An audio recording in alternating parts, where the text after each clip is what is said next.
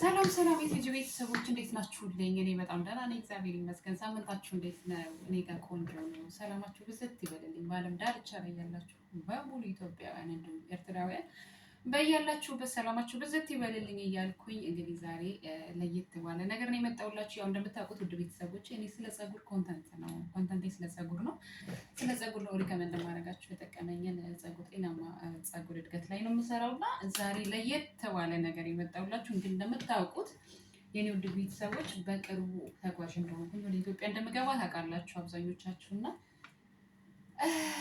እስቲ ከጉዞ ጋር በተያያዙ እንደው ስለ እቃዎች ምናምን አንዳንድ ነገር ልበላችሁ ብዬ ነው የጠቀመኝን እና ብትችሉ በተለይ ወደ ኢትዮጵያ ልትገቡ ስትሉ እንደው እቃ ባታበዙ ማለት እኔ አንዴ ኦልሬዲ ተሸውጃለሁኝ ባልገዛ መልካም ነበር። ምክንያቱም የሆነ እቃ ስትገዙ ትንሽ እቃ ስትገዙ ያያችሁትን ያማራችሁን የሆነ ነገር ስትሉ እቃው በጣም ነው ሳታውቁት የሚጠራቀመው እና ያጨናንቃል ጋይስ። ስለዚህ ኢትዮጵያ ሁሉም አለ ገንዘብ ይዘን ብንገባ አንደኛ የሆነ ጉዞ ላይ ሸክ ምናምን እቃ ሲበዛ ካርጎ ምናምን አለ እና እንደው ስለሱ አንዳንድ ነገር ልበላችሁ የጠቀመኝንም የጎዳኝንም ብዬ ነው። እንግዲህ እኔ ከቀናቶች በኋላ እግዚአብሔር ከወደደ ከፈቀደ ተጓዥ ነኝ ማለት ነው። እንግዲህ ሁላችሁም ሰላም ግቢ ቲጂ ከልጅሽ ጋር ተቀላቀይ ከቤተሰቦች ጋር በሰላም ልጅሽን እቀፊ እያላችሁ መልካም ምኞታችሁን እየገለጻችሁልኝ አብረን እንቆያለን ማለት ነው። እንግዲህ ምን ልላችሁ ነው መሰላችሁ ጋይስ፣ አሁን ላይ ካርጎ በጣም እየጨመረ ነው። እዛ ጋር ያለው ደግሞ እዚህ ከምንገዛው በላይ ሂሳቡ በጣም እጥፍ እየሆነ ነው።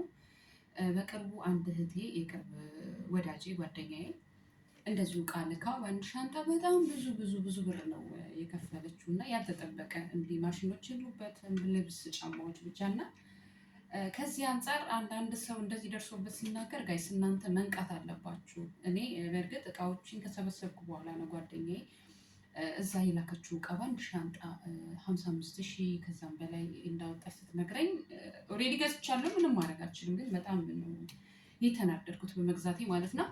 እና እንድትነቁ ነው ጋይስ። ያልገዛችሁ ልጆች ዕቃ አትግዙ። መግዛትም ካለባችሁ ስትሄዱ ይዛችሁት የምትሄዱት በኪሎ ከኪሏችሁ በላይ ከሆነ ግዴታ ካርጎ መላክ ስላለባችሁ ያን ያህል አስፈላጊነቱ አይታየኝም። ብር ይዛችሁ ሄዱ። እዛ ሁሉ ነገር አለ። ኦንላይንም መጥለብ ትችላላችሁ ሀገራችን ላይ እና ሁሉ ነገር ስላለ ጭንቀት ታብዙ ለማለት ነው። እኔ እውነት እስከምልከው ድረስ ጨንቆኛል። አሁን ካርጎ አድርጌ ከካርጎ በኋላ ሚዛን አድርጌ ራሴ ይዤ የምሄደው ሻንጣ ውጣ ውረዱ በጣም ብዙ ነው። ሂሳቡ ራሱ ከምታስቡት በላይ ስለሚሆን ከወዲሁ ዕቃ ያልገዛችሁ ልጆች ይህን ተጠቀሙበት ለማለት ነው ማሮቼ። በመቀጠል ደግሞ የገዛችሁ ልጆች ኦልሬዲ አንዴ ተገዝቷል፣ ምንም ማድረግ አይቻልም። ሌላ ጥሩ መንገድ ላሳያችሁ እና አሁን እኔ ዕቃ እያስተካከልኩኝ ነው። እንደምታዩት ይሄ ዕቃዬ ተደርድሯል። ላሳያችሁ ጋይስ። ያው እንደምታዩት ዕቃዎች ሻንጣው ተዘብዝበዋል። ቁም ሳጥኑ ሙሉ ነው። ይሄው ላይ የምታዩት ማሽኖች ኦኬ። እና በጣም በቃ ጨንቆኛል ነው የምላችሁ። በጣም የጨነቀኝ መሄዱ እኮ ይሄዳል ኦልሬዲ በቃ እንደ እንትን ተብሏል ማለት ወሰኝበት አለው፣ ግን በጣም ነው የሚያጨናንቀው፣ ምቾት የሚነሳችሁ ጋይስ። ስለዚህ ምን ታደርጋላችሁ? ከገዛችሁ በኋላ ኦንላይን በተለይ የጠለባችሁትን ዕቃ እንደዚህ ወረቀት ያለው ምን ታደርጋላችሁ መሰላችሁ ጋይስ? ከገዛችሁ ደግሞ አሁን በዚህ ሰዓት የምትሄዱ ልጆች በተለይ ደህና ነገር ለሻንጣችሁ አያችሁት። ይሄ ሳያምር በጣም ነው የሚያምረው። እኔ ቡትስ እወዳለሁ ባይዘው ክረምት ላይ ምናምን አለ ኢትዮጵያም፣ ግን ዋጋዎቹ ትንሽ ምናምን እና ይሄ ቡትስ ገዛሁኝ እና አንድ ባንድ አሳይቼ አልዘልቀውም። ግን አሁን ምን ላሳያችሁ ነው በዋነኝነት ፊስታል ውስጥ የምታረጉ ልጆች ወይም የጠለባችሁ ኦንላይን አዛችሁ ከሆነ ዕቃ እንደዚህ አይነቱን ነገር አስወግዱ ጋይስ። እንደዚህ ሂሳቡን ይሄን ነገር አስወግዱ። ምክንያቱም በሻንጣ ራሱ በኪሎ የምታስገቡ ልጆች እጅግ በጣም እየተቀረጠ ነው። በተለይ ሺኢን ላይ ቲሙ የታዘዙ ዕቃዎች በጣም እየተቀረጹ ስለሆነ እነሱን አስወግዱ። ዋናው ነገር ነው። ከዛ እንትን ነው ከቀረጥ ነፃ የሚገባበትን ነገር በተለይ ተመላሽ ካልሆናችሁ ምንድነው መሰላችሁ የምታረጉት? በዋነኝነት እሱን ልነግራችሁ ነው የሚገባው። ኦኬ አሁንም የልጅ ጫማ በሰላም ወደ ልጅሽ ያግባሽ፣ ልጅሽን ያሳቀፈሽ ወር ሚስት ጋይስ ይወድ ልጅ ጫማ ያምራላ። እንኳን ለዛው በሻንጣ ግን ምንላችሁ ዋናው ነገር የምነግራችሁ ጋይስ ሻንጣ ስትሄዱ ይዛችሁት የምትሄዱ ሻንጣ ላይ እንትና ጫማ በፍጹም ከቻላችሁ ካርጎ ውስጥ አታርጉ። ካርጎ ላይ በጣም እየተቀረጸ ነው። ጓደኛዬ በጣም የተቀረጸባትም አሮጌ ጫማ ለዛው አሮጌ ጫማ ነው የተቀረጸባት ማለት ነው። ስለዚህ ምን ታደርጋላችሁ መሰላችሁ ጋይስ በዋነኝነት ስትልኩ አሮጌ መሆን አዲስም እንትን እንዳልኳችሁ ገንጥሉ ወረቀቱን ማለት ነው። ወረቀቱን ገንጥሉ።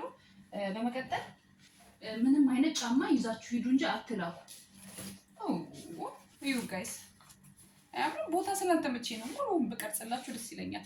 ቆይ እስኪ ዝቅ ላድርገውና የስልኬን ስታንድ ዝቅ ላድርገውና አላሳያችሁ። ሙሉ ለሙሉ አልተመቸኝም። ለዛ ነው ጋይስ ይታያል።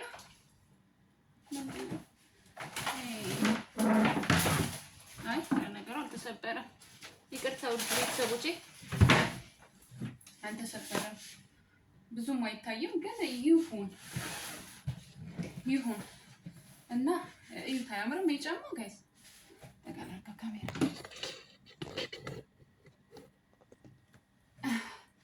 ይታያል። ደስ አድርገን እናስተካክል።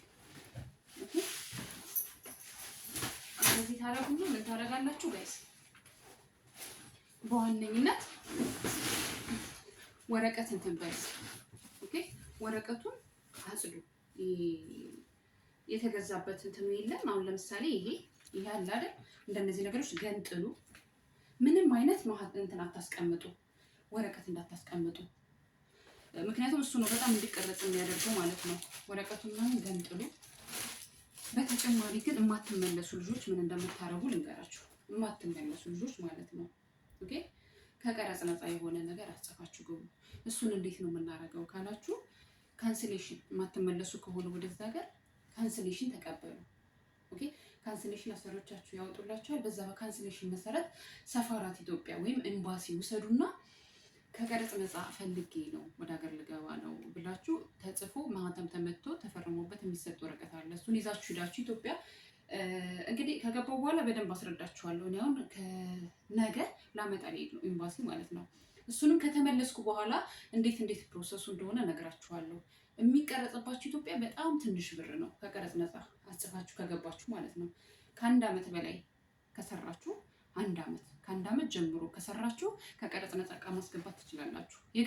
ያልገዛችሁ ግን እቃ አትግዙ። ካልገዛችሁ እቃ አትግዙ። ከገዛችሁ ግን በቀረጽ ነፃ አጽፋችሁ ግቡ።